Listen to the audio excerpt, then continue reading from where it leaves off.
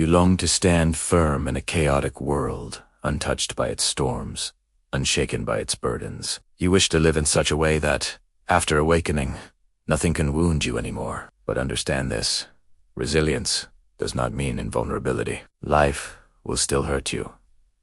It will betray you. It will take away what you love. Death will still come. Sorrow will still pass through you like fire through dry wood. What changes is not the presence of pain, but your relationship with it.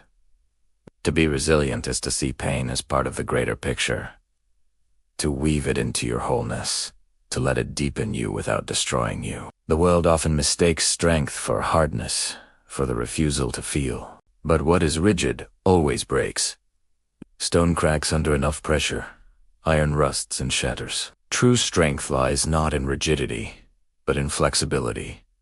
Like the tree that bends with the wind, then rises again. Like the soul that suffers, descends into darkness, and emerges more complete. If you truly wish to be resilient, you must stop denying your wounds. You must descend into them, accept them, integrate them.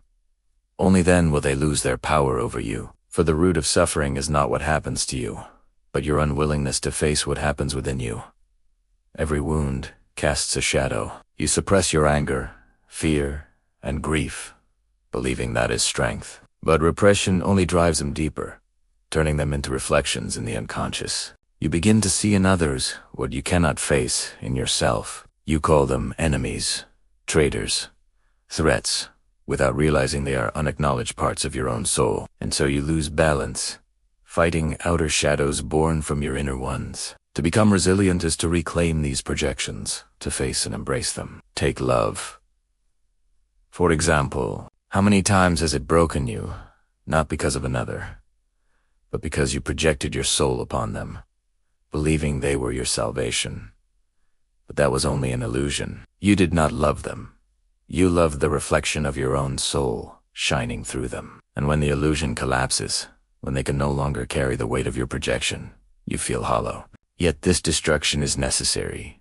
It compels you to find within yourself the soul you once sought in another. And when you do, you become unbreakable in love.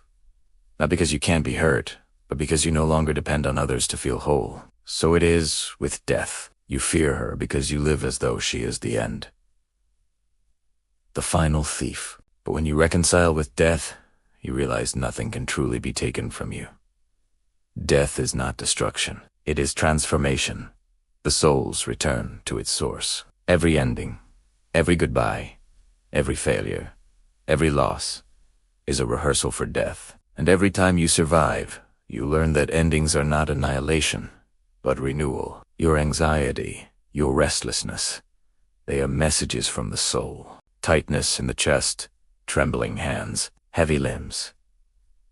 These are not random illnesses, but truths of the spirit made visible in the body. When you live against your inner truth, your body protests. Resilience means listening to these messages, not numbing them. When you realign with truth, the body softens, the mind steadies, and the heart grows calm. Spiritually, resilience means living in harmony with the self, the archetype of wholeness within you. The ego trembles because it is fragile.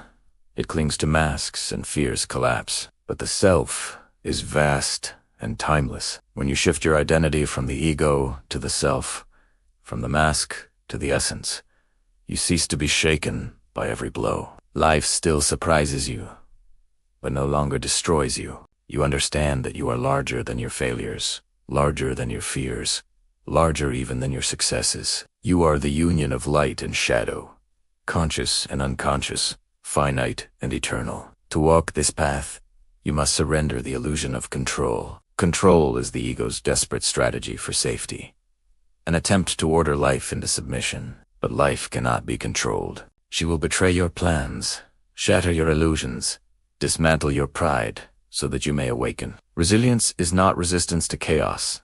It is the art of dancing with it. You stop seeking safety and start seeking meaning. For meaning is what turns pain into power. Dreams are the language of the unconscious, nightly whispers guiding you toward the forgotten parts of your soul. Each monster in your dream is a shadow seeking recognition.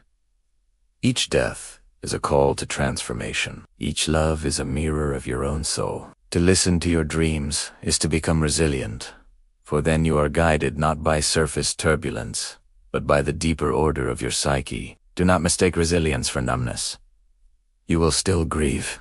You will still fear. You will still fall. But none of these will destroy you, because you will see that darkness is not evil.